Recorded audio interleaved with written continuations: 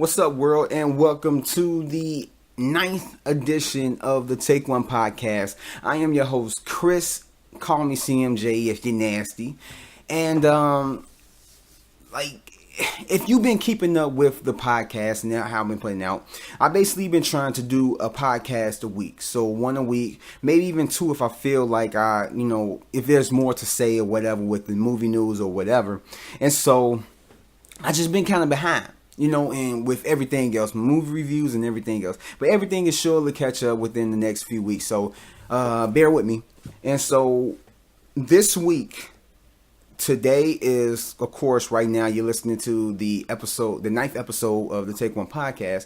Then tomorrow I'm going to be releasing episode 10. Then the day after is going to be episode 11. And preferably I'm going to be releasing episode 12. But I'm going to try and get to everything. And so just to warn you, give you fair warning that this episode is jam-packed. There is a lot of movie news that came out last week that I need to get to. So this episode, as well as episode 10, is going to be jam-packed. So don't be surprised if this goes over way over than what I usually do. Usually, I do like 30 to 40, 50 something minutes. I only had one that went to like a little bit over an hour. So this one may go over an hour. So bear with me. I have a lot to speak on. I have a lot of things to get off my chest, and I had to just say.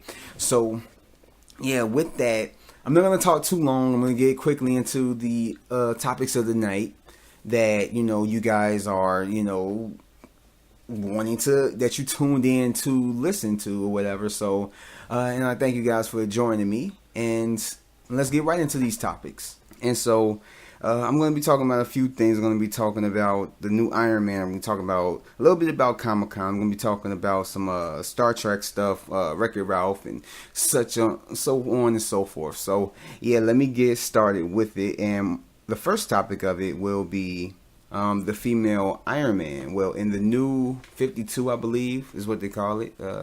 I'm not a comic book guy, so correct me if I'm wrong, but Marvel restarted their whole thing, and so right now I believe that they're on like a storyline of Civil War 2, and so I guess it's been said that towards the end of it, or during this run of Civil War 2, that there will be a new person to helm the suit of Iron Man, which will be a girl who is basically 15 and who enrolled in MIT at that young age. And it said that she is basically at a point in her life to where she is, I guess you could say, far more advanced than Tony Stark was at that same age. So Tony Stark kind of is going to find some type of he's going to, I guess you could say, he's going to be intrigued by her or see himself inside of her. Well, hold on. Whoa. Let me rephrase that. He sees himself.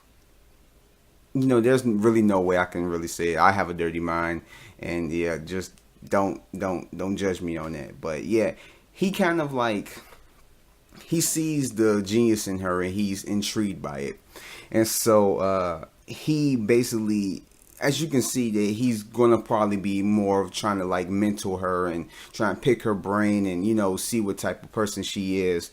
And he ends up, it's basically he knows about her. He knows about her. He's heard about her. He's not oblivious. She just pops up out of nowhere. He's like, oh, she exists. No, he's known about her. He's been tracking her, not in a creepy way, of course. And I'm just going all type of weird places with this. And I'm just gonna try and wrap this up. But nah, I'm just playing. But yeah. And it said that she built a Iron Man suit up in her dorm room, and I guess from what I've read is that she takes parts of his old Iron Man, type creations or whatever, and so she recreates it in her own dorm room and flies it around, and from that gets the attention, as well as the guy who created it. Created her, and just this whole scenario with a young girl being the new Iron Man or Iron Girl, Iron Woman, however you want to say it.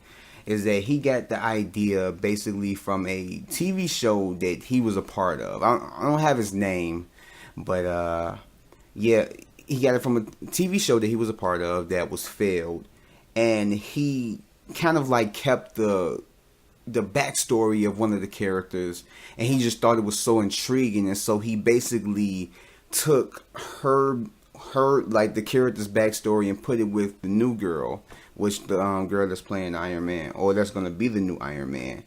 And so it's like he felt like interested, or not just interested, let's say he was interested in the whole fact of someone going through like hell, just going through it bad and suffering, and having the choice of ending it, or trying to become something great, and taking what would have made that person want to just give up and just end it all, and just going in and just be like, what, I'm just about to go ahead and like do my best with my life and what I can do. And so that's kind of like the premise of this girl, is that she had like a bad past, but now she's trying to make good out of it. And yeah, and the thing is that I can see this having a lot of backlash, and it's not gonna be a rant, but I mean, there's already been backlash about it, because when somebody, even with comic books, movies, or whatever, it don't matter. When somebody changes something about a character, mainly being like a character's race, just like we had with the horrible Fantastic Four movie that came out last year. But it was one of the things that, me being black, I don't have a problem with it. If you change a character, like, I thought, like, Michael B. Jordan was a good fit for, Johnny Storm in the Fantastic Four movie. But apparently a lot of people had problems with it. Like, oh, he's not black up in the comic books, or and all this stuff. It's like, does it matter? As long as he plays that character well, and he is a great actor, you shouldn't have no problem with it. And it's kind of like the same thing with here. It's like, there's going to be different things. We had a black Captain America, recently. And it's like, so what if they change up certain stuff? What's wrong with having a black superhero? What's wrong with it? There's nothing completely or absolutely wrong with it. Everything that is not like saying that, like, oh, it's better than a white person. Like, no. It's just like having like a white person, or a Mexican, or whoever. It's like, there's nothing wrong with it at all. And I feel like people are going to bash this just because of that. Before you even give her a chance, like, at least give her some issues before y'all have y'all issues with it. No pun intended. But it's like, I don't see nothing wrong with it. I mean, it intrigues me to know that, yeah, Tony Stark, he's one of the smartest guys up in the Marvel Universe, and there is a girl at the age of 15 who's further, as far as being more intelligent than he was at that point. So you can only imagine how her brain is going to develop as she gets older, to the age of where Tony Stark is. She's going to be smarter than Tony Stark. And so, under the supervision of Tony Stark, she's going to learn a lot. So, I mean, that makes for an interesting person. And plus, she sounds like she has like an interesting background. So that's probably going to play more into her character development, and making her kind of like Tony Stark, but, different. You get what I'm saying? Like, so I don't get what people are going to just like bash it just because she's black. Or a female. It's like, it shouldn't matter. It shouldn't matter at all. People should just embrace it. If the whole angle of it sucks, then it sucks. But don't say it sucks or it's bad because she's black and a woman. It doesn't make any sense. People are just like, I mean, I get people are gonna have their opinions, and whether it's my my thoughts think that their opinion sucks. Their opinion is stupid, if you just judge it off of that. But, I mean, just give her a chance. I'm not a comic book reader, so I can't say, like, oh, yeah, I'm going to read it and all this stuff. But at least read it, let them have, like, a storyline with this character. And if it's not bad, then just say it's not bad, Or if it is bad, say that it's bad. Just, judge it off of what they do with the character rather than what color her skin color is. Like, I just don't get that. But, I mean, I'm excited for it. I feel like it's something different, and I like Marvel for trying to do stuff like that. I mean, as you've seen recently, they did the whole Captain America is a Nazi thing. So that was something totally different that I don't think anybody expected to happen. But I want to see what, where they're going to go with this, how this is going to turn out.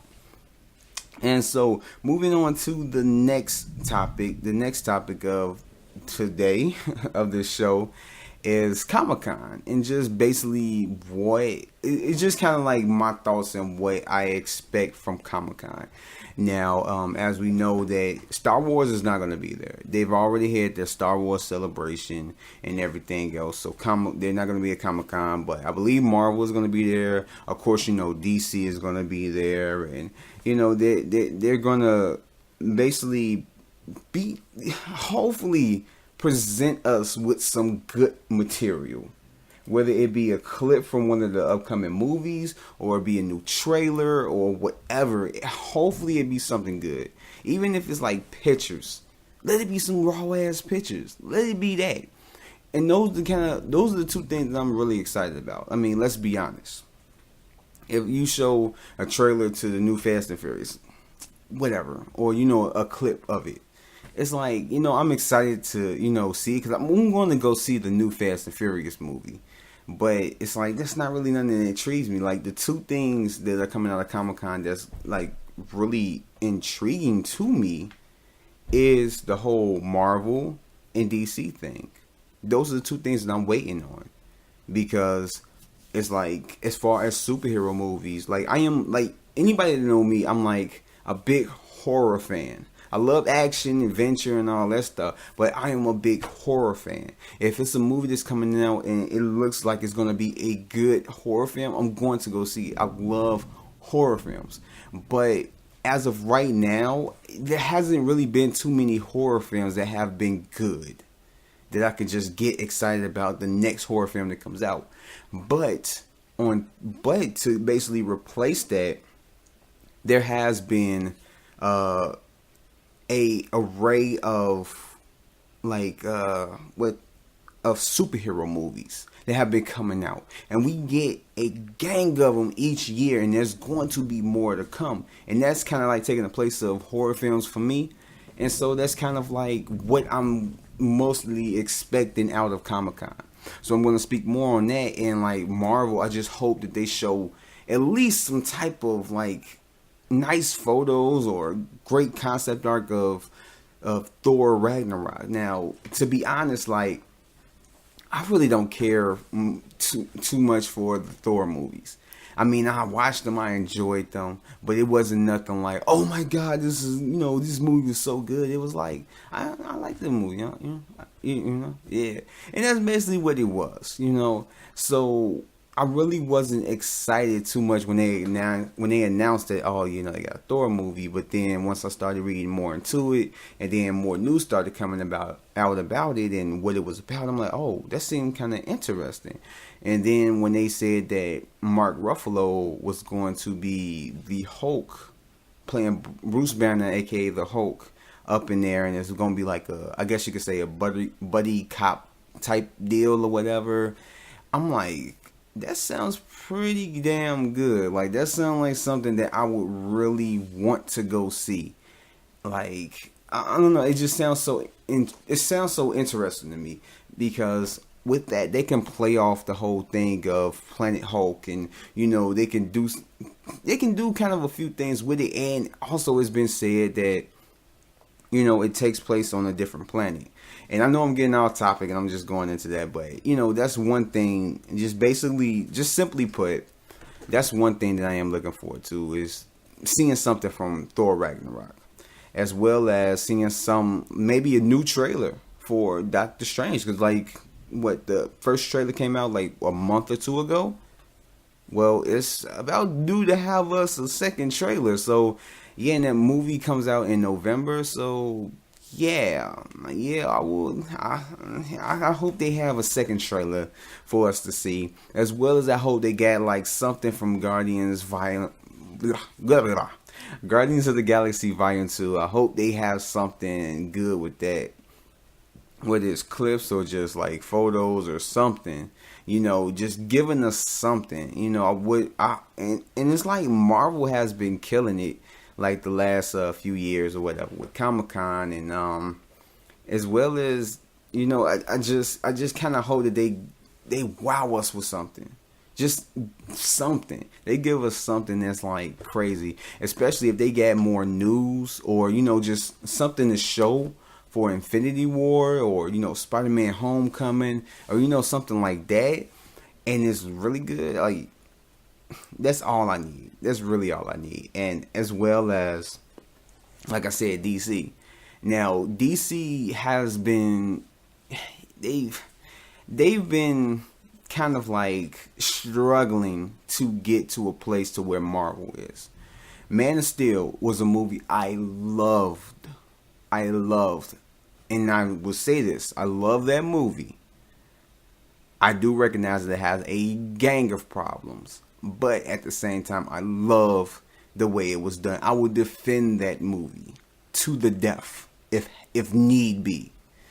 And but when it came to Batman v Superman, that is one movie I cannot defend. That is one movie I cannot defend. Oh yeah, but just DC has been struggling, trying to get ahead. But recently, with everything that happened with Batman v Superman, the backlash and all that stuff, and the stuff that's been going on behind the scenes, it seems like Warner Brothers is trying to do damage control. They're trying to make everything right. They're readjusting certain stuff. They probably rewrote some of the script or whatever for Justice League, which I really do think that they did that, because now it's more lighter. Now Bruce Wayne, instead of being like really dark like he was in Batman v Superman, he's a little bit lighter, and this Justice League movie is going to have comedic tones in it, and I don't know if it's going to be as light and as campy as the the Marvel films, but it's going to be somewhere along that light. And I just hope that they show us something from that. And as well as I hope that they show at least, a teaser trailer for Wonder Woman. Like, that's all we need.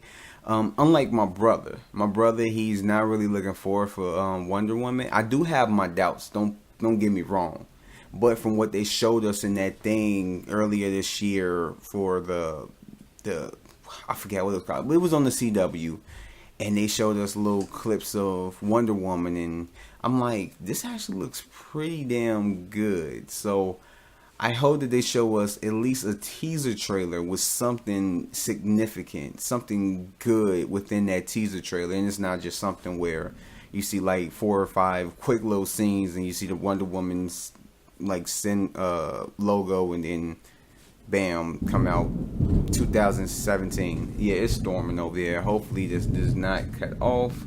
But yeah, I mean, I just hope that DC, because really I've been hearing a crap ton of stuff about DC, just a crap ton of stuff as far as Comic-Con. So that's, even like, I'm a Marvel guy as far as the movies. I'm a Marvel guy. I have more faith in Marvel, as do everybody else. But I do think that DC is going to wow us. It's probably going to take the show. I mean, I could be putting my foot up my ass. No, not even just say putting my foot up my ass. I could be wrong, but I do think that Marvel is going to be outshined by DC. If not by a lot, by a little bit. I feel like DC is going to take the show. And I'm just, those are just some of the stuff that I cannot wait for. And as well as I'm gonna be looking up for like the Collider, because I love Collider movie talk, and all their shows, Collider Heroes, Nightmares, and all that stuff. So I can't wait to see their panels and what they do for that. So, but in any case, I'm about to move on to the next subject, and the next subject is just basically my opinion on why the new Star Trek franchise movie, or the movie franchise, is vastly different from the TV series, and why I feel like it had to be different. Now, I've had this debate with a coworker of mine, and I just kind of want to get my thoughts out on my podcast, so I have like the platform to speak on it about. And I'm not going to try and make this too long, but just to put it out there, I'm not a Star Trek fan.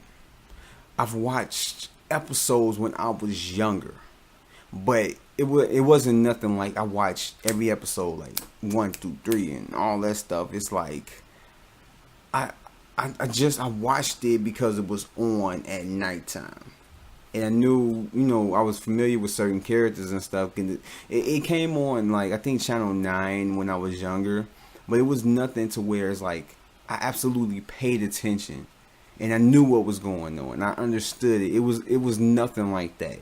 It was just something I watched, and I remember looking at it before I go to bed on Sundays and stuff like that, but it wasn't nothing that I can absolutely remember at this moment in time to kind of like speak on it about. So as far as like Star Trek, I don't really know too much about it. I know what I know about it is from what people have told me, what I've heard on podcasts, or just people just talking about it. That's what I know about it. But what I can speak on is what I've been told from like fans, like people who are fans of Star Trek. And just like my coworker, because he's a big fan of Star Trek as well, and like he agrees with some of the stuff I've heard that that people done said about it. And so this is my whole thing about it, of why Star Trek changed. So from what I gathered, Star Trek, when it was a series back in the day, that it was more political. It was more, it dealt with a lot of science fiction, of course. It takes place in the future and all this stuff. And, they go to different galaxies and, solar systems and, what have you. But it dealt with a lot of issues that was going on in real life.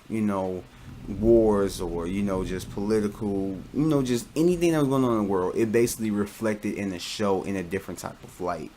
And so, majority from what I get is that the show was majority kind of like talking dialogue and dealing with situations and just stuff like that. They had action, they had this and that, but it was dealing more on that front. It didn't depend on the action. It didn't depend on explosions to catch the people's attention. That it was just what it was. It was just kind of like, I guess you could say, I don't know, correct me if I'm wrong, leave it in the comments below, but I guess you could say like a drama type show, a sci-fi drama, and so, it worked for the time that it was out there, because it was dealing with that, and so it was cool.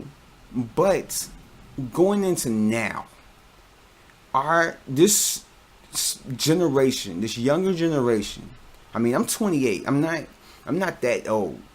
But even like kids younger today, they aren't, as, I guess you could say, hip on, not even just hip on, I'm sounding old as hell, but they're not as tuned into what Star Trek was about, or just shows like that, nowadays. Nowadays, it's more about love triangles, it's more about, Twilight type shit, and it's more about explosions, especially when you go to a movie and you want to get the audience attention. And a lot of times these movies that have these big budgets that are just like big spectacles. You see a lot of explosions. You see a lot of action from beginning to end. And if it don't have that much action, you see it getting panned. You see it just people not liking it. And it's not going to make that much money because why? Because we want to see explosions. We want to see this. And I mean, it's sad when you think about it. But at the same time, that's what the younger generation is looking forward to. Because if you see movies like movie that just came out recently, the Star Wars Episode 7. That movie was action packed from beginning to end. You know, if it was more on like the dialogue side and this and that, it still would have made its money because, you know, Star Wars still has its fans. But I don't think it would have done as good as, you know, it did because it was action packed from beginning to end. Now, I mean, I could be wrong or whatever, but that's basically my whole thing of why Star Trek changed, why it had to change. Because when you look at the whole thing, it's like Star Trek is like the kids won't get what it's trying, the message that it's trying to relay, or what they're trying to say, and you know, and how they're trying to do things. That if they were to put that out in the movie like it was in the show, guaranteed, like there is a core audience, there is a fan base still for Star Trek, but it's not enough to make it $1 billion. I mean, that's being factual. It's not like their fan base is not that big to where they're gonna go back and forth to the movies. I mean, they probably will, but it's not going to make it significant to the point where it's going to be the number 2 or number 3 highest grossing movie of all time. No, you can't even expect that, especially if they're going to do it the way that they did the show. So they had to change because the companies, the companies that make these movies only speak one language, and it's not artistic. You know, it's not like, oh, we're going to let, you know, this writer do that, or, you know, this director, you know, get, you know, artistic with their vision, and that's what we believe in. Like, no, these companies, they believe in the almighty dollar, in God we trust type dollars, and that's what you speak to the companies with, you know. And it's like money speaks louder than anything any fans could say, because if they do a movie that makes close to $1 billion.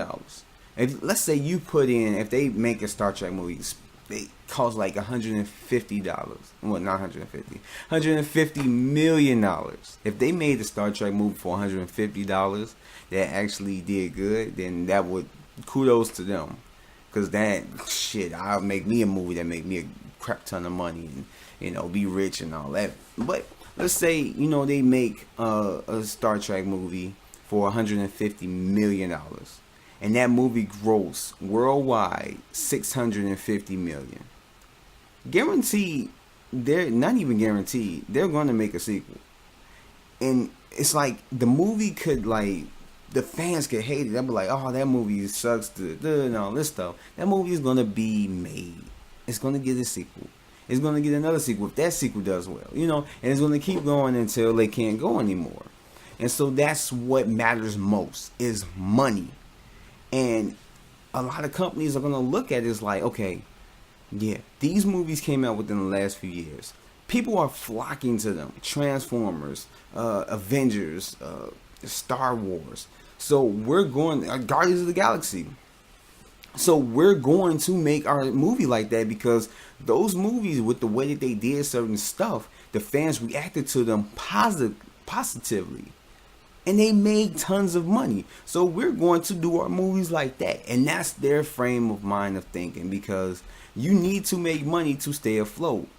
Artistic visions can only take you so long. If that artistic vision is good and makes you money, then they're going to go forward with it. But if you just have an artistic vision and it may or may not make money, or it may not make that much money, they're going to be like, yo, we're going to need to add this. We're going to need an explosion in that scene. Like, we don't know where it's going to come from. It could be in the background, 2 people just kissing and something explodes. You know, we're going to need something to make us a little bit more money. And that's basically what their frame of mind of thinking is. So that's why I feel like Star Trek had to change, because going into it like, you know, oh, we don't want stuff to change. We like the old Star Trek. Like, that's cool. You always have the seasons. You can go seasons and rewatch it and all that stuff. It's cool.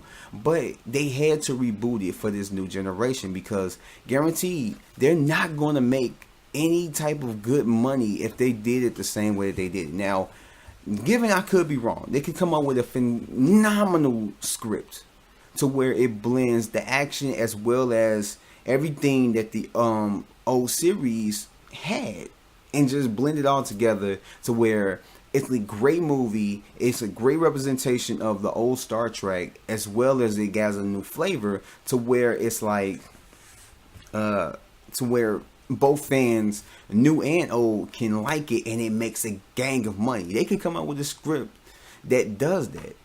But what they've been doing has been working because they're already doing the third movie is coming out.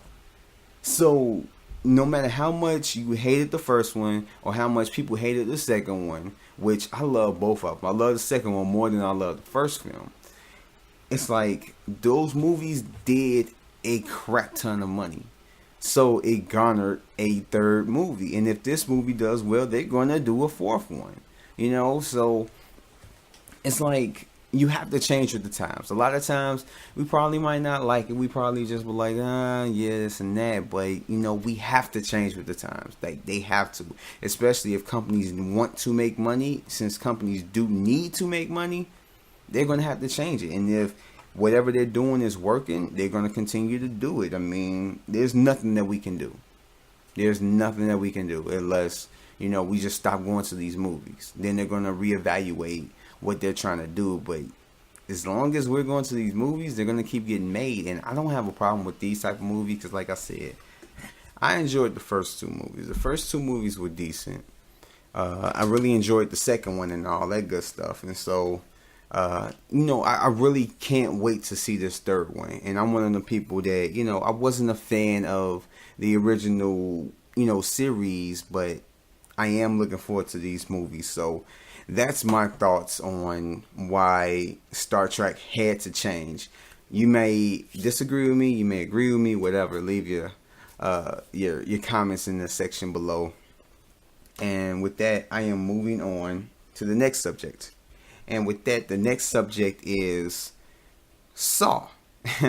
I thought, you know, like, man, I thought we was done with Saw shit. I thought, you know, they was done with Saw, but apparently there is interest in doing a 8th movie since Saw, whatever, what is it, the final Saw? I don't know what the exact title was. Saw 3D.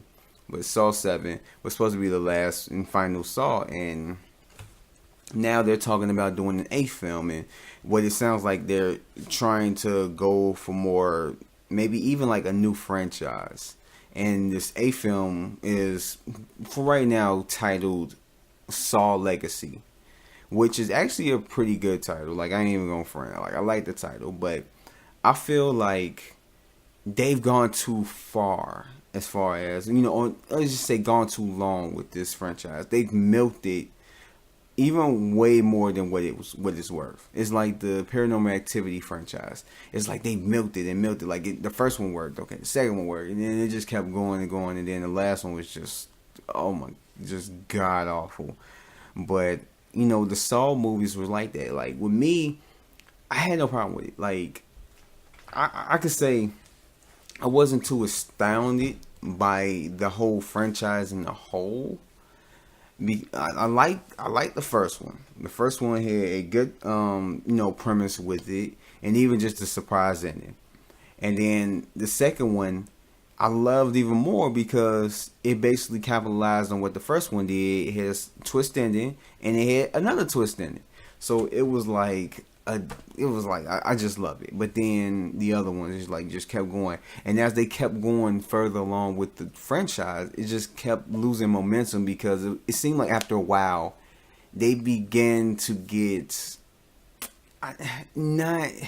they wasn't as creative as they was before. Certain, you know, Saw contraptions, you'll be like, oh my god, like that's crazy, or, you know, you'll just be wowed by what they were what they accomplished within the first movies, and it was like seeing, it was like, this ain't creative, it's just like, it seemed like, because they were pumping it out every single year, so now it's like they were getting uncreative with what they were trying to do, and it just, what they were doing seemed like something that they did before was just really not, whatever. And so it just, I could say I've seen every single Saw movie in the theaters, every single one, and I guess you could say it was kind of like a tradition for me to go see a new Saw movie when it came out in theaters or whatever. Even though I didn't like majority of the movies, I really didn't have a problem with the last Saw. Like, that one, I could say it wasn't as good as the first two, but I could say it was like my third favorite out of the whole franchise. But everything just kind of became the same thing during the whole franchise. Each movie, it was like you could kind of guess what's gonna happen. This is gonna happen, blah blah. It was nothing new. After a while, it was just everything. It was everything that was old, just kind of like redone and kind of like maybe tweaked a little bit, but that was about it. So now that I'm hearing that there is a Saw movie, I can say, well, a new Saw movie that they're working on, I can honestly say that I'm really not excited to, for a new Saw movie. I mean, that's one of those movies where it was done and it's over with. And it's not one of those movies where I can see 20, 30 years from now, it can have a reboot or it could be, have a remake.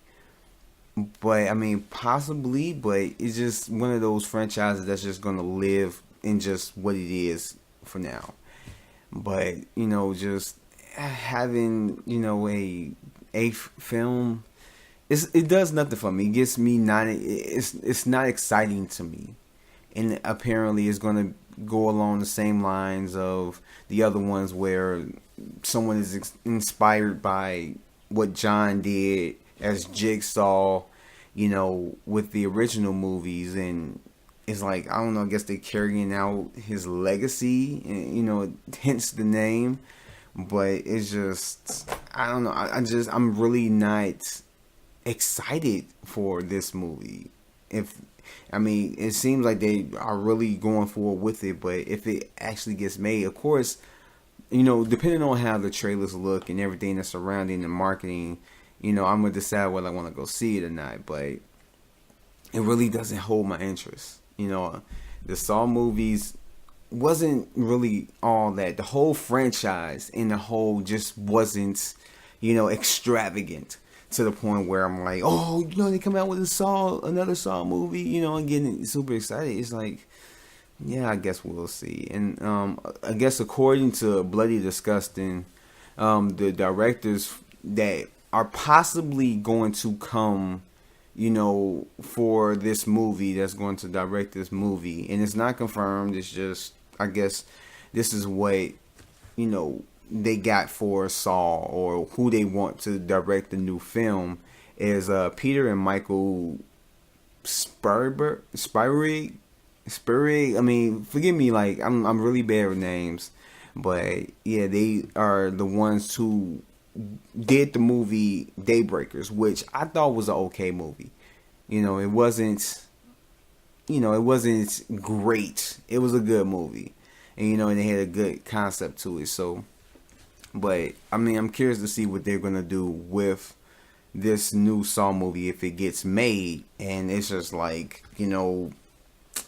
yeah, I don't know, like, I'm really not excited to, see it when it comes out, but we'll see. Maybe if it actually end up getting made, it may be like the best Saw movie that anyone has ever saw, but it's yet to be seen. And so with that said, I'm moving on to the next subject. And so on our next agenda is the Marvel Fox update. And this is the Marvel properties that are owned by Fox, which is the X-Men properties and, Fantastic Four and all that good stuff. And so Simon Kinberg, which is one of the leading and people in charge over there of the Fox property, or the Marvel properties that's owned by Fox. And so basically it came out and said that and their first priority is going to be Wolverine 3, which is to be expected because that's the movie that's coming out next year. Basically, the next Marvel property that's coming out. And that's one property that I really cannot wait for. My whole love for Wolverine has kind of died out, but, still at the same time, at the core, Wolverine is one of my favorite Marvel characters.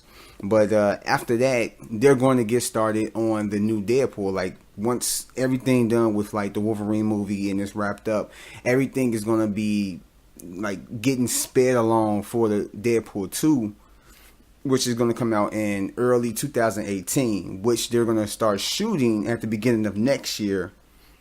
And so they can get that out as soon as possible because of just the fan response of how it did and just the critical response from like the critics and just how much money it made being a R-rated, superhero film, that they need to capitalize on this. They need to strike while the iron is hot, as they say. And that's one way to do it, is to get it out as soon as possible. And I have no doubt that it will be great. I enjoyed the first one, but I hope that this one is better. I really do. And then next on that plate is like they're going to be working on the next X-Men film whenever that comes out, because it's like, it seems like Marvel and, I was about to say Disney, DC all have their slates of like what they're going to do. And they got this movie coming out this year, that movie coming out. And it seemed like the X-Men movies are like, they're kind of, how can I say it?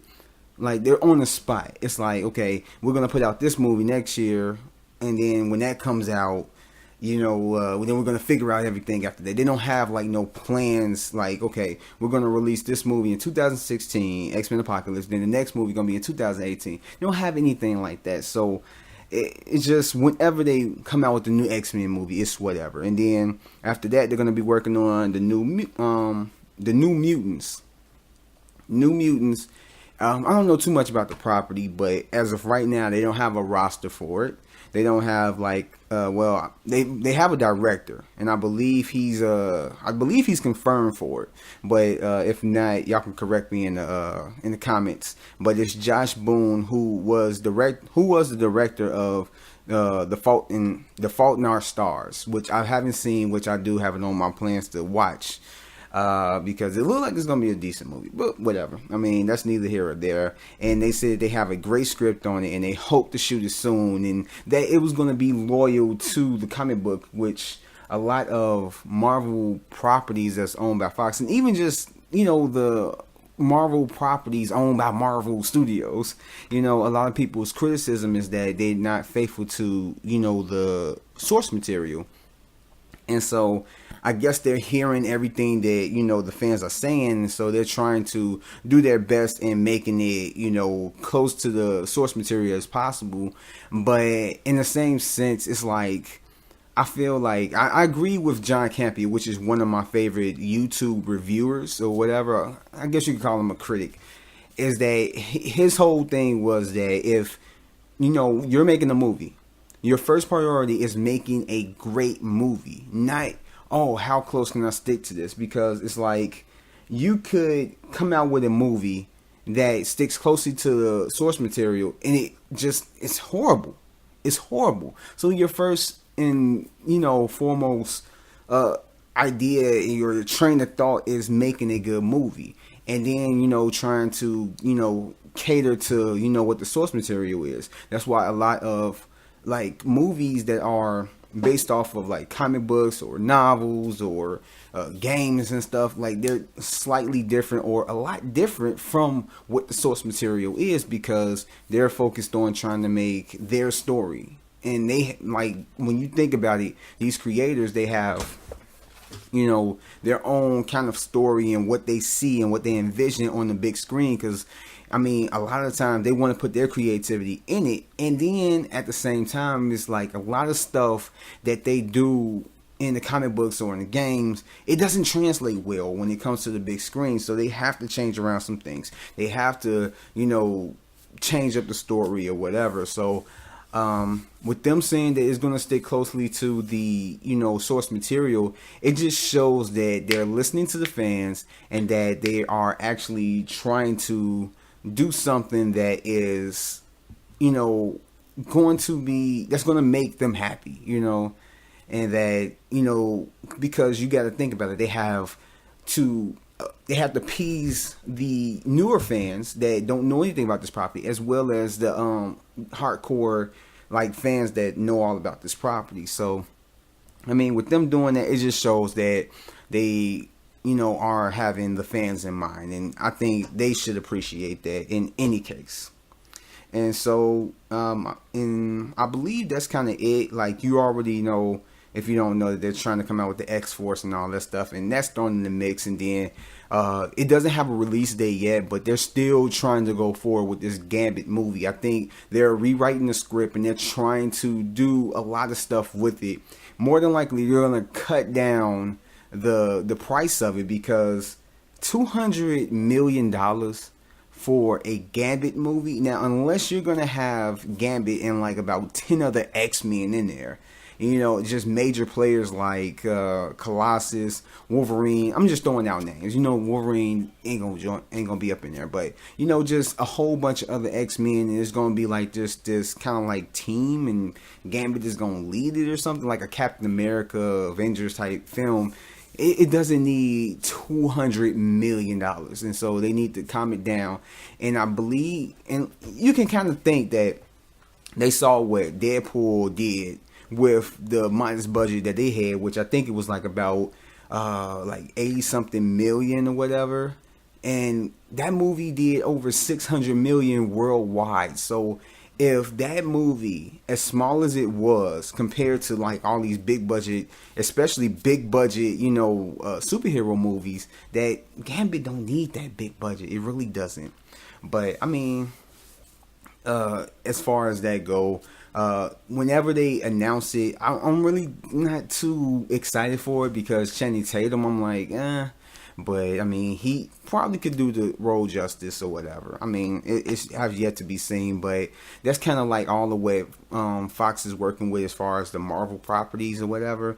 And more than likely, some new news is going to come out about these properties, these specific properties, or properties that hasn't really been announced yet. But okay, we'll see. And so, moving on to the next thing. Now, this is something that I've been waiting for. This is something that, when I went to go see it, I took my son, and he was too young, so I really couldn't enjoy it like I wanted to. But from what I got from it when I did take him, I enjoyed it, and that's Wreck-It Ralph. Now, that movie, when I saw it's like, okay, just put it in perspective. I'm a horror guy. If there is a horror movie that looks like it's going to be good, I want to go see it. I'm hyped for it. If it's a superhero action movie or drama that looks like it's going to be good, I want to see it. I'm not for all dramas, but certain dramas, whatever. Suspense type movies, and I'm all for it. When it comes to animation or comedies, it has to have a great premise, and it has to look like it's at least interesting or funny or whatever it's trying to promote. It has to look it in order for me to be interested. And like one of the movies I can say did look interesting, like as a comedy, that I did like eventually ended up really liking, was Central Intelligence. And that was like, I don't really go gaga over comedies or whatever, and I don't really like, go Google gaga over like animation films, but Wreck-It Ralph it had a unique premise that it just caught my attention, and like literally, like it wasn't one of those movies where it's like, I'm gonna just take my son to see it because he might like it. It's one of those movies where I want to go see this, and I have an excuse to go watch it. I'm gonna go take my son and go see this movie. And so everyone has that. I mean, I don't care how old you is. If you see a movie that you like, you don't want to go by yourself. You have a kid, we going. Especially if they like at a young age. And Wreck-It Ralph was one of those. I mean, you have a game, a game character who leaves his specific game to invade other games because he feels like he's not wanted, or he needs to accomplish something bigger. And so I'm like, that sounds pretty cool. And then it has a meaning him. It has a meaning image. It has a hidden meaning within it, just from that premise. Him leaving like his comfort zone and where he's at and like where he's supposed to go in the status quo. And it's like he wants to experience something new. And so that was like a good premise just for kids to like. And so, like, with me, I enjoyed it. Like, I watched it after I went to the movies to go see it with my son. And it's a great movie. It's a good movie. It's funny and all that stuff. So with movies like that, with anybody, if you enjoy the original and you hear that there is a second one coming out, the first thing that pops in your mind, I want to go see it. Even like you're not even seeing anything, no poster, no trailer or nothing like that. It's like as soon as it's mentioned, this such and such 2 is coming out. It's like I'm going to go see it. And Wreck-It Ralph, when I heard that they're doing the sequel, I'm like, yo, I'm going to go see it because I enjoyed the first one so much that this movie, I'm going to be first in line. I don't care if I take my son or not. I'm going to go see that movie. That movie is probably going to be good. And then the release date for it, it's a little ways off. It's going to be March 18th, 2018. So I can only imagine that they've been working on the script and they're just now about to get started on, everything. And, all the actors are coming back and blah, blah, blah. And so this time around, it has an even more interesting premise. Even though they could have, played on the same premise, kind of like again with this movie, him invading another game and doing all this stuff. But it's like now he's going to be in the internet and invade the internet gaming community. And I feel like that sounds freaking phenomenal. To show that he was in games before, but now he's in a wider world. Like that to me is like that got me on 100%. Like when you're telling me that there is a second one, it's like cool, I'm on board. But then when you say that he's going to invade or not even invade, but he's going to go into the internet gaming world, it's like that made me even more excited for this movie. And I cannot wait for this movie to come out. And this movie is going to take place in, I believe, this in like a present timeline. And it's going to basically, whenever the movie comes out, it's going to be in that present timeline. So it's going to take, of course, place years after the first original. So it's not going to be like right after. It's going to be years after. And so I just want to see where they take it, because there's so many possibilities that they could do with this movie, and just so many funny things. It's just basically, it writes itself. It really writes itself. And I would love to see the new characters that they bring into here. What other games they're going to incorporate within this movie. Like this movie, for any like animated film, whether Disney, Pixar, or whatever, it don't matter. This is one movie that I am literally excited about. Like I'm so excited about, and I cannot wait for this movie to come out, because any other movie I was like, yo, whatever, I might like this. Oh, this sounds interesting. I might go check it out. But as far as animation films, but this one it takes the cake. Like I cannot wait for this movie to come out. I really cannot. And so, that concludes my thoughts on Wreck-It Ralph 2. And so, moving on to the next topic.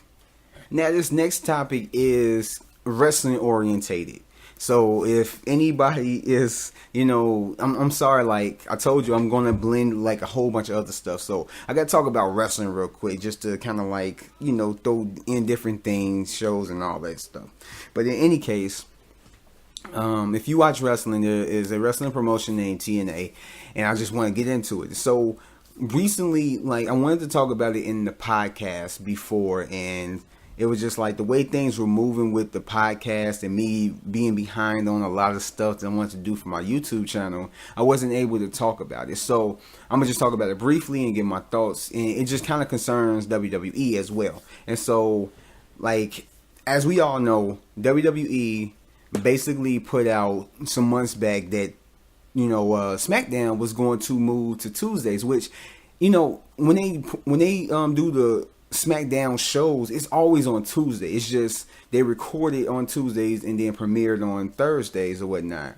But now, like, I guess the ratings aren't like what it's supposed to be, because basically, it's like when stuff is pre-recorded, it's already out there.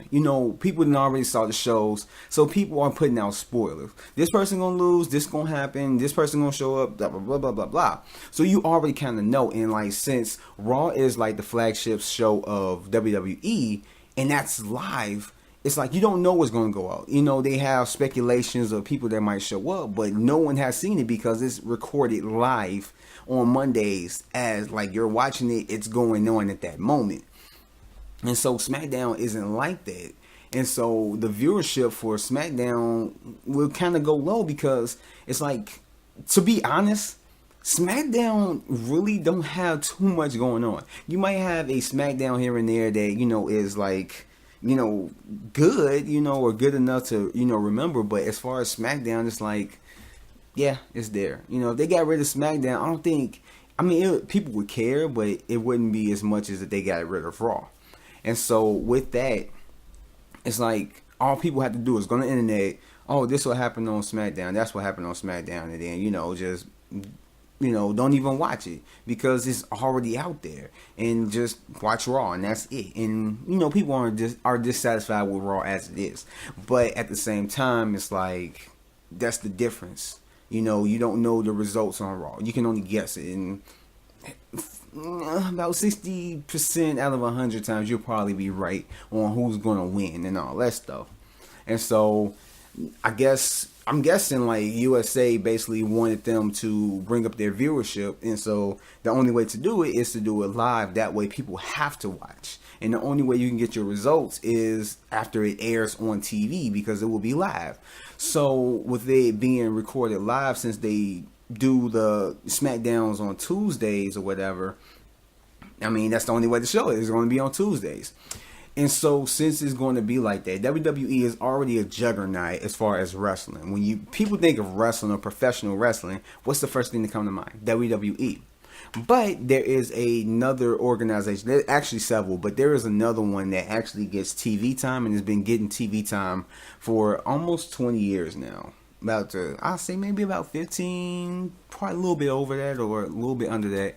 But it's about that long, almost going to be 20 years within a few years. And so they basically been kind of going down.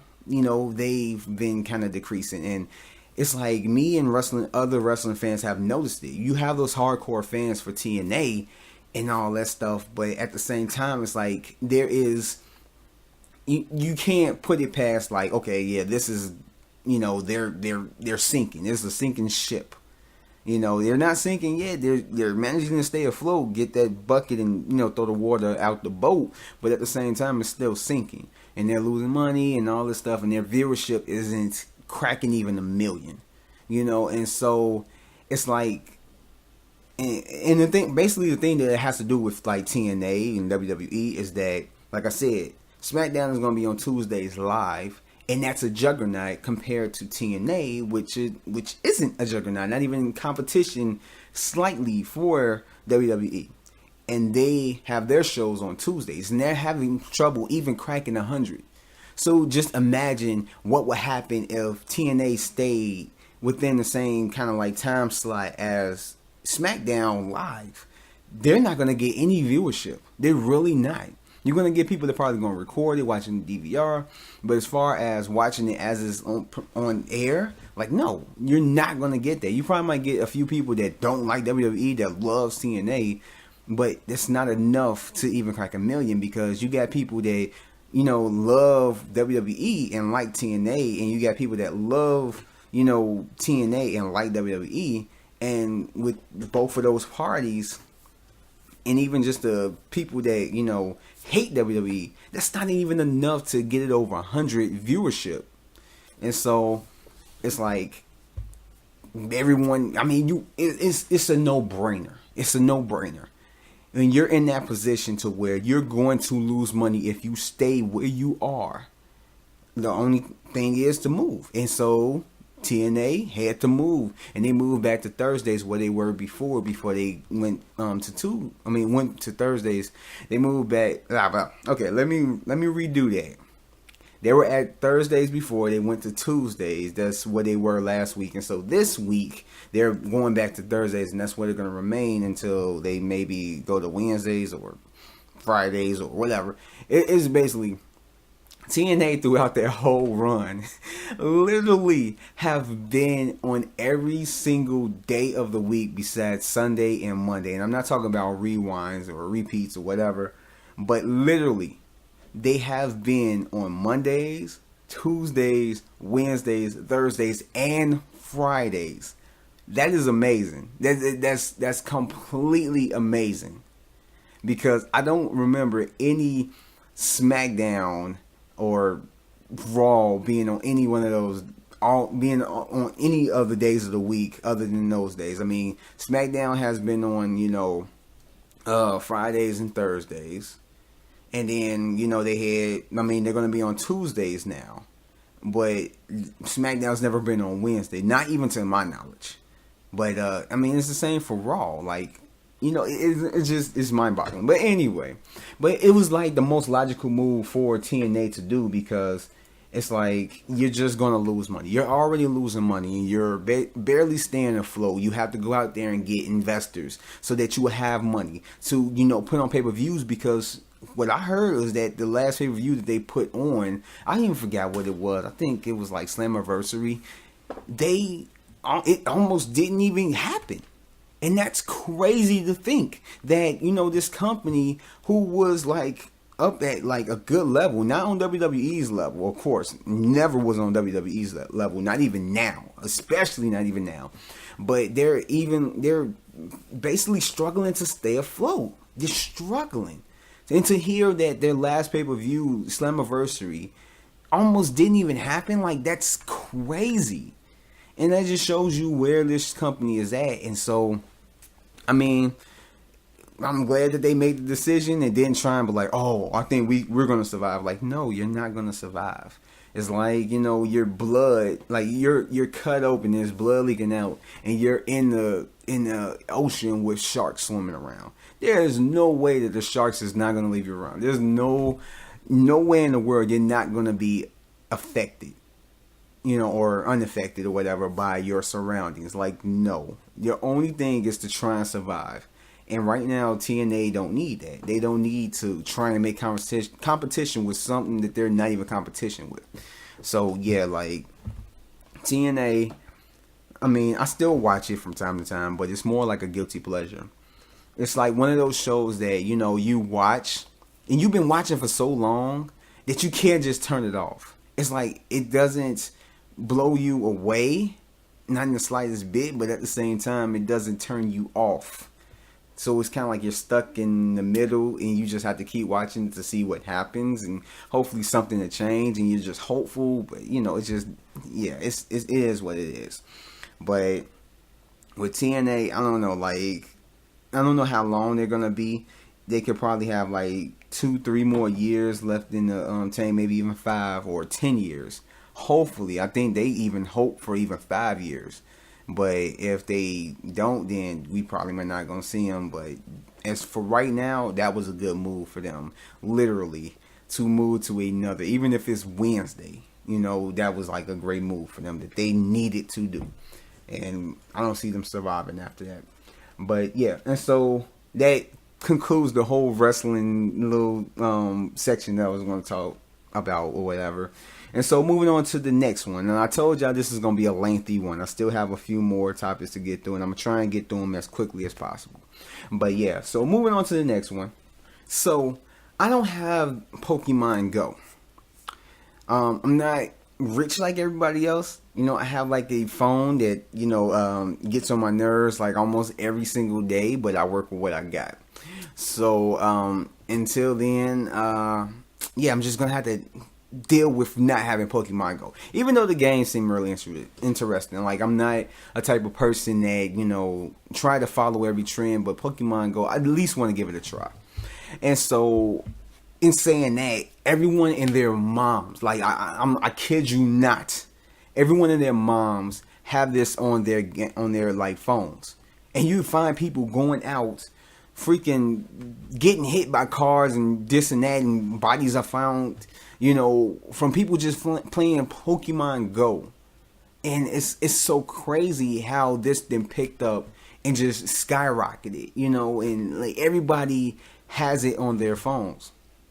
And so with that, the creators of Pokemon sees this and sees that Nintendo's stock then went up and all this stuff, and they're getting so much money off of it. They're like, bing! Why don't we come out with a live action movie based? Well, it's not going to be Pokemon Go. It's going to be a Pokemon movie, but capitalize on just the excitement and just the popularity of it. And so, what I think about it, I think it's about damn time. I'm not excited for it because when I was younger, I used to be into Pokemon. I wasn't one of them type of kids that, collect the cards and go crazy and just do all that stuff. I like Pokemon. I like watching the show, and that was basically about it. I collected the cards, but it was the cards that Burger King had, in the little, I don't even know what they call it, the King meal, the little kids King meal. I don't know, whatever. It was the Happy Meal version of Burger King, or Burger King's version of Happy Meal. And so you'll get like a Pokemon card with a Pokemon toy or whatever the hell. But in any case, or maybe it was McDonald's. But anyway, but yeah, so now they're trying to develop a Pokemon live action movie, which, I don't really have a problem with it. If it looks too kiddish, I might take my son to go see it. If it looks like it could be a decent movie, kind of like meant for kids, but it also can appease the adults, then, I'll go see it, because I don't really have like too big of a problem with Pokemon at all. And so they said that Max Landis is a potential screenwriter for it.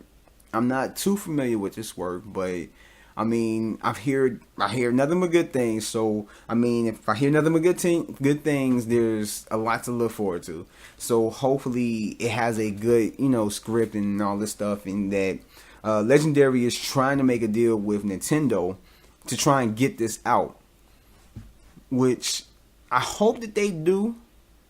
Because I want to see what they can do with it, especially with the technology today, as we've seen with Jungle Book, how we can make realistic creatures and and look so realistic that it looks like they're actually in the jungle and all this stuff, and they're actually little boys interacting with actual animals, that I can only imagine with the right amount of money what they can do with a Pokemon movie, bringing Pikachu and all these other stuff to life. All these other little alien animals to life, and it's intriguing. They can do a lot with it, as well as I heard basically that they're not going to do the same characters as like Ash, Misty, Brock, or I don't know if they're gonna have Team Rocket in there, but they're going to create new characters, just much like you see with the Assassin's Creed. Like Assassin's Creed movie that's coming out later on this year isn't going to use characters that are in the video game, but they're going to create new characters, but it's going to have the same story and all this stuff, basically the same premise as the game. Which to me, I'm not a gamer, so I can't say like, oh my god, this is appalling to me and I don't like this. But I can look at it and be like, I just want to see if it's a good movie. And that's the same with the Pokemon. It's like, I would love to see Ash come in. Because like I said, when I was younger, I used to watch this. So those are the characters that I'm familiar with.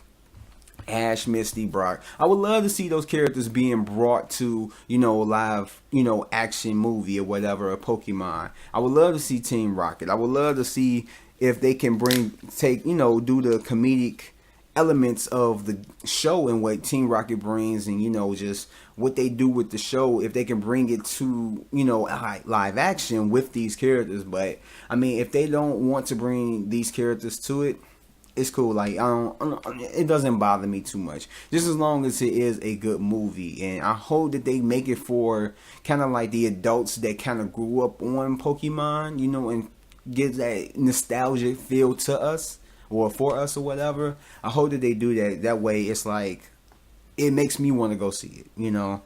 And it may be, and I believe that it's going to be, they're not going to wait too long on this.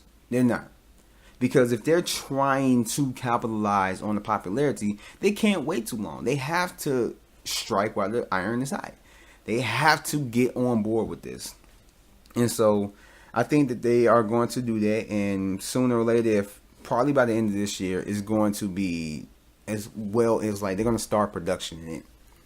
And so like I just can't wait to see what they have in store for it and what type of story that they're going to go after and how it's going to be presented on the big screen. So yeah, that's basically what I'm looking forward to when it comes to the Pokemon game or Pokemon movie, whatever. And so moving on to the next subject. Okay, so Warner Brothers Games, that is a different department than Warner Brothers Films, has been basically found to be paying YouTube reviewers or game reviewers for positive game reviews, if y'all get that. And it's basically been publicized that, yeah, it's that sounds like crazy that a popular game company like that, Warner Brothers Games, and just games that then put out the Batman Arkham series or whatever, Arkham Asylum, Arkham Origins, and all that good stuff. It's like, why? Like, why would you do that? Like, it's just so crazy. And so I just found it to be shocking that they did that, to know that. I mean, not saying that this would be the first thing or the first time that game companies have done this, or any company at that. But at the same time, to be caught doing it is so crazy. And so the people that caught them was the United States Federal Trade Commission, which is the FTC. And yeah, they've been known for paying, well, not they, is that they were busted for paying, notable YouTube reviewers, and one of the names that have been released was PewDiePie. And for anybody who knows who PewDiePie is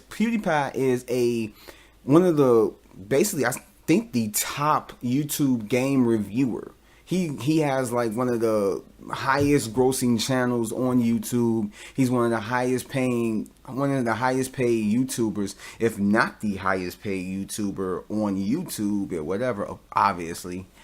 And he's one of the people that a lot of people look to as far as games and stuff, because he doesn't only, to my knowledge, he doesn't only just do, new games that come out for Xbox and, this and that and, PlayStation and all that stuff. Bear with me. I'm over here blanking. But he does like, apps and, other games, other new games like, Pokemon Go. He might, do that and review that and see how it is. He does that. So he kind of like broadens his gaming horizon. So you basically, any game that, is out there, he's probably reviewed. And so he's mad popular, and to know that he was paid off, and one of the games that he got paid off to basically say that it was a good game. And basically what it is like, these reviewers were like told to review the game, but told not to mention any glitches or anything bad about the game. Just talk about it, just give it praise, or just talk about it in a good way. I don't think it was like, oh, you had to be like, oh, this is the best game ever, but at least be like, yo, I think I recommend you should try it. This game was so good, I enjoyed playing it, blah, blah, blah. You don't have to like give it its highest praise, but at least give it, basically a good review. It could be like a good standard review. Like if it was like you give it out of 5, you probably might give it a 4 or a 3, or you probably not even a 3, probably like a 4 or whatever the hell. But I don't think you're gonna give it like, oh, out of 5, it's 10, or something like that. But yeah, like I said, like one of the games he was, one of the games he was basically caught, or they found that he did a paid review on it, was the Lord of the Rings spin-off game, Middle Earth: Shadows of Mordor. And I believe that maybe is one of many games he was paid to give a positive review on. And so that is just like completely nuts. Even just for him being a known personality on YouTube, like, you have a gang of people that trust you and trust your opinion and just, trust everything you're saying. So why would you put yourself in a position to where you're getting paid to, mislead your fans, to mislead your subscribers? And that's so crazy. And these companies, they don't pay them just chump change. It ain't like, oh, I'll give you $10,000.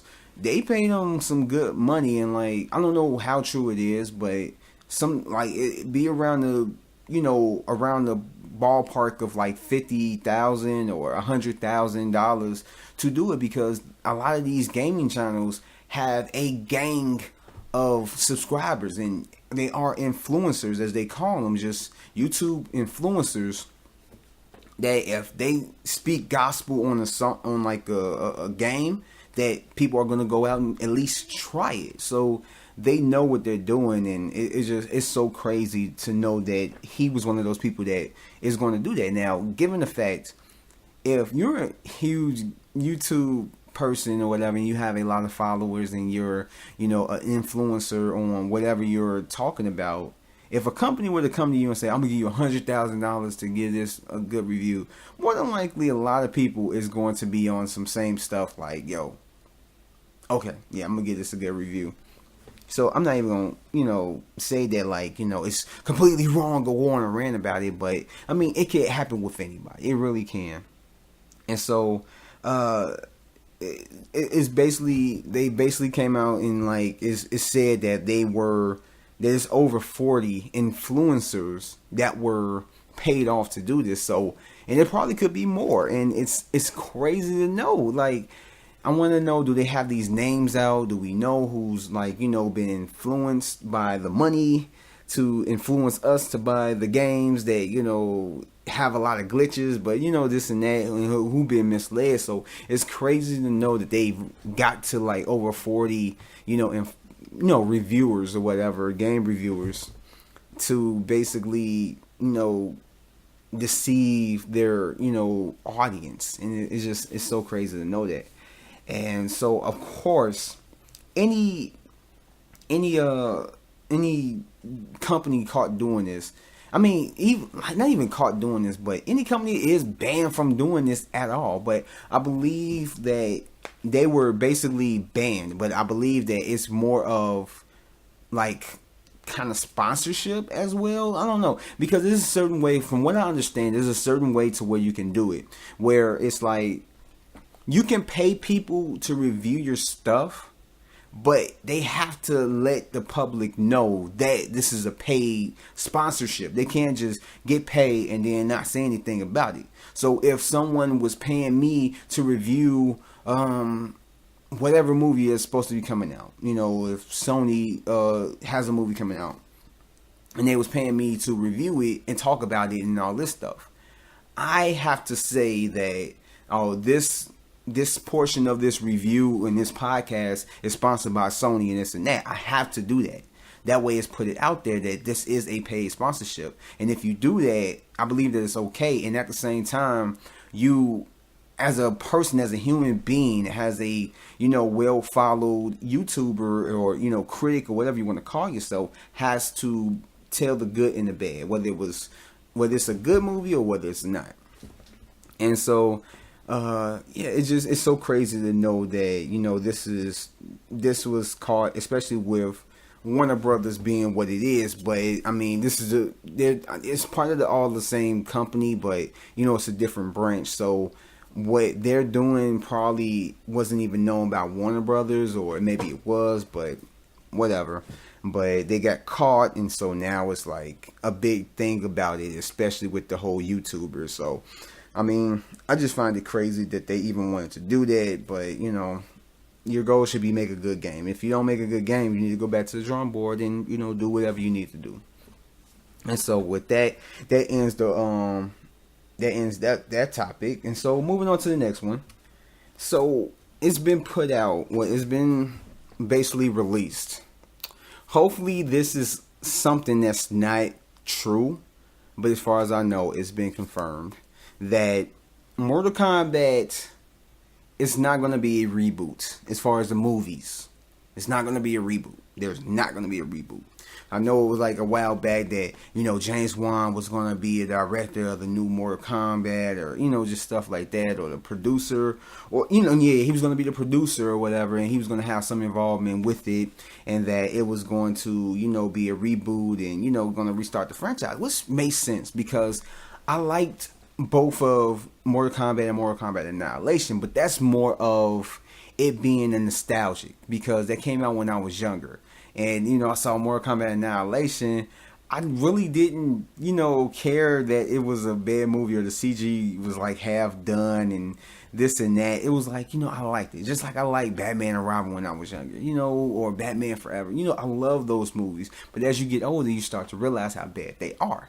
And so it's, when I say I love not Batman, when I love Mortal Kombat and Mortal Kombat Annihilation, the movies, it's like, it's more of a nostalgic. I can watch it, right now and get some joy out of it. And so, it was like me recognizing that, it's good in that type of sense. I do recognize that it's bad. The second one being worse than the first one. But, and so it's like, okay, yeah, it makes sense to make a reboot, is to redo it because you can tell a different story within the same kind of like get new actors to play the characters and go about it in a different way and have a different vision, a different look, a different feel and everything for it, and go and get closer to the source material than the movies did, and actually make it have a great story behind it. But that's not the case.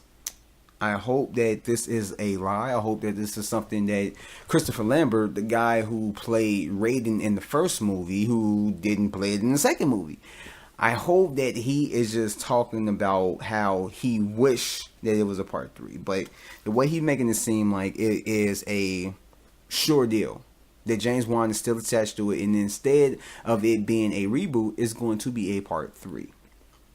Which I'm not going to talk too much on it because I can literally go on a rant about this. And since I'm going too long on this podcast, I'm going to try and get through this as quick as possible. Well, this topic as quick as possible. But that is a horrible idea. That is a crap idea. That is one of the worst ideas I've ever heard when it comes to this. This is something that doesn't need to be done. This is something that they just need to scrap and just do a reboot. Because when you did the first one was good. A lot of people love it. A lot of people hate the second one. I still love it, but it's more of a guilty pleasure. Nostalgic, guilty pleasure movie. It's not, I'm not going to put it in my top favorite movies of all time. Not even my top 100. No. It's not. It's going to be in guilty pleasures. It's going to be in movies that, they're so bad that they're good. It's going to be like a Chris Stuckman hilariosity type movie. It's going to be one of those movies. This is not a movie this is not a franchise to build off of. You already had the first film was like decent.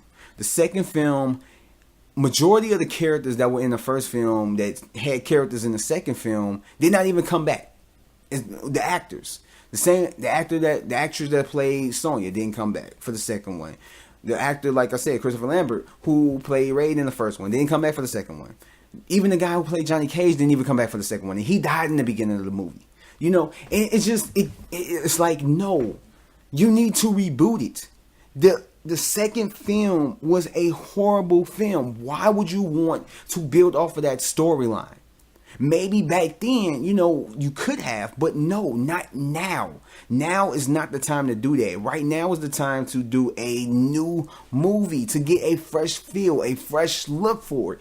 That is what you do. You do not create a third one from the crap second one. Even the first one wasn't a great movie.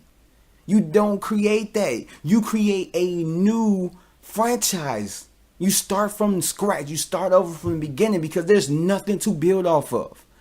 You're building a house on soil that's not going to settle. So your house is going to eventually sink, move around or whatever. It's a no-go. You can't do it. You cannot.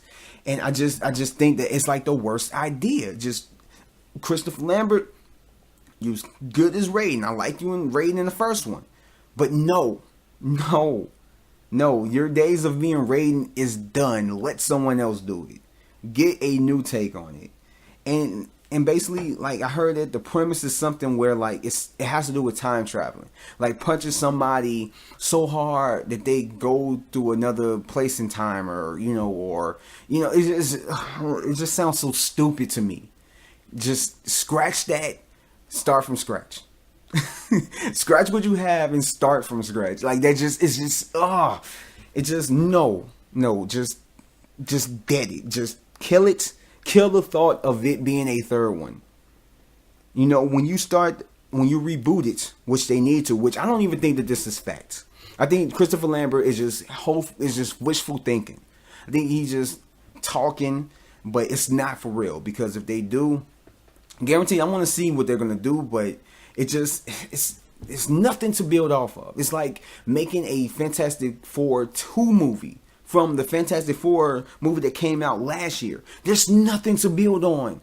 And plus, majority of the people who played the characters in the first one are old as hell. No. Give it a rest. Just leave it. And I truly think that I truly believe that this is not happening. Like, this is not real. Because there is a lot of components that don't even add up. But yeah, I went on a quick rant. I'm not going to try to talk too long because I could keep going on. But yeah, it's just, no, that's horrible. That is a plain shit. That's what it is. It's just shit. And so moving on to the next subject. So Colin Firth, or what have you pronounced his name? He is coming back for Kingsman 2. Now, spoilers for those who haven't watched The Kingsman, which if you haven't, you need to, because that movie was fantastic. That movie was so good. Saw it last year and I was just blown away by how good it was. I didn't think it was going to be that good, but damn it if it wasn't. And so Colin Firth, in that movie, he died. Shot in the head, after a great church fight, bloody, gory scene. He gets shot in the head by Samuel L. Jackson's character, which played the villain. And so it was like, from then on, he's dead. He's not coming back, blah, blah. So it's been put out that he's coming back for Kingsman 2. And so it's like, how? How is he coming back? Because he was killed off in the first one. So where's there room for him to, come back, in the second one? And so I guess, he put out a tweet or something that came out where he said the reports of my demise is greatly exaggerated. Which basically it's like, how? Just put it like this. It's not realism. It's not like, James Bond. It's not fake realism, as you can basically put it. Because James Bond is a fictional character, fictional events, but it's made to feel real. So you're not going to see him coming out with, gadgets that walk on their own and talk with him and all this stuff. You will see something like that in The Kingsman. And so when it comes to The Kingsman, you can kind of go out the norm with that. You can have a walking pen, that's Android or, just AI that can talk to you. So they can do all type of stuff with it. And it's like, I want to know, how is he going to be in the second one? Is he going to be a hologram? Is he going to be like a computer system, that just talks to, Eggy? Is he going to be a robot, a clone? Are they going to have something to where it's like he is immortal or something? It's like, there are all type of possibilities. And I'm intrigued by it. I'm not saying that I don't like it. I just want to know, how is it going to happen? Because he died in the first one. So it's like, how is he coming back? But at the same time, I'm still intrigued by it.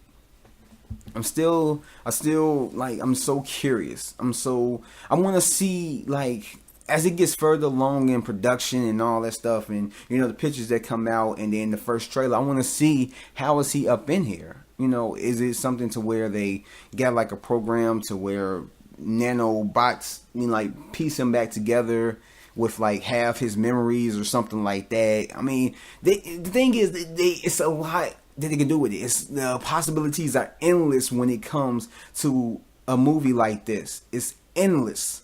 So it's like I can see him coming back, but it's like I said, I'm curious. Like, I enjoyed the first one, so more than likely the second one is gonna be hopefully just as good or better than the first one. And I literally want to see this. I want to see how they do his character and how he comes back. And I mean, obviously you know why he comes back, but that's what it is. And so moving on to the last and final topic. Now this is lengthy. I told you guys. Last topic is my thoughts on Pennywise, which is the clown from the movie, the story from Stephen King novel, It. And so, as we all know that it's being rebooted, that the reboot is going to be in two parts, that one movie is going to be about them as little kids and dealing with it and all this stuff. And then the next movie is going to be them as adults dealing with the whole thing of, trying to vanquish the entity called It or Pennywise or whatever. And so the promotional photo or image had came out for what give you a taste of like what Pennywise looked like. Not a full image of the whole body, but just kind of like the face and the eyes and everything else. And I have to say that I love it. I really love it. Like, I've seen bits and pieces of the original TV series of It, but I've never actually sat down and watched the full thing. Now, I know some people hate it, some people love it, some people like it, just like whatever. However you think about it. It's like I never had like no, urge to see it.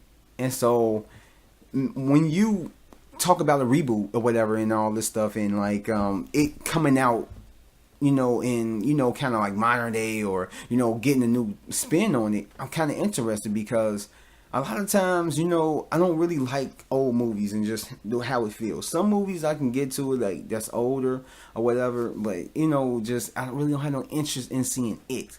But I will have an interest in seeing It, the remake or the reboot, or it is a remake or whatever. Like there's really a difference, but at the same time it's like it looks like from the image, I have a good feeling that it's going to probably be scary as hell. Because just look at the clown. Just look at his face. Look at his eyes and all this stuff. It looks like he's dared to do harm. Like he's dared to scare the shit out of you. Just permanently. And I just love the look. I want to see what his full body looks like as far as like him being in the costume and all that stuff. Hopefully it's just as frightening or more frightening than just the image itself. But I hope that they do a good job when it and make it horrifying. Because if they can do that, then I will be satisfied. With me not having seen the It movies or just the original series for It, it's like I hope that I get a good experience from it. I really do. I hope that, I leave the theater like, yo, I can't wait for the second part. Yo, this movie is so good. Because I love horror films. Like I've said, I love horror films. So when I hear about movies like this being made, it's like, I can't wait for it. I really cannot wait. And so maybe I'll go watch the old It and seeing what they had to do and what they did or whatever with the whole thing. And then, I go see this new It movie is going to be like kind of like comparison and seeing which one is better. But hopefully they do a good job with this movie, and hopefully I'm just like how I left The Conjuring, just blown away. And so with that said, that concludes my thoughts and everything else on this 9th edition of the Take One podcast. This one went a long time, but I told you guys that it's jam-packed. The second episode 10 is going to be the same way. And so just look out for that. And I'd like to thank you guys for checking this out. I know y'all had I might have like a long day and this and that, and like, oh, this dude is talking for like an hour and a half and blah blah blah. But I'd like to thank you guys for joining me with this episode, and hopefully I'll see you next time, or you'll join me next time on the next episode. And also check out everything else I'm doing on my YouTube channel, Take One Entertainment Reviews. I do movie reviews and everything else, and I'm gonna have more stuff coming out. I even have like a top 10 on there, which I'm gonna do more of those. I'm gonna be trying to do a gang of stuff. I'm gonna be killing myself to produce, the content for your enjoyment, as well as I'm gonna keep pumping out these podcasts. And hopefully you guys like it. Give it a thumbs up.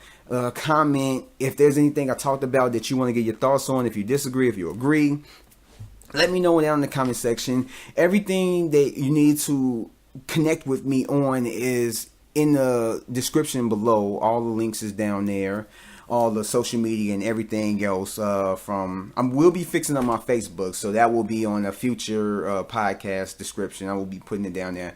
But as far as like my Twitter's results as I won is one of them, and that's one as the number one, and Take One _reviews, and everything is spelled out in there. And catch me on Snapchat as August C. Jones. You can catch me on Instagram as Take One Reviews, and all of it is spelled out as usual. And so, yeah, I think that's about it. Like on my social media and everything else. Just everything like I said is in the description below. And until next time, I will catch you guys later. Peace out.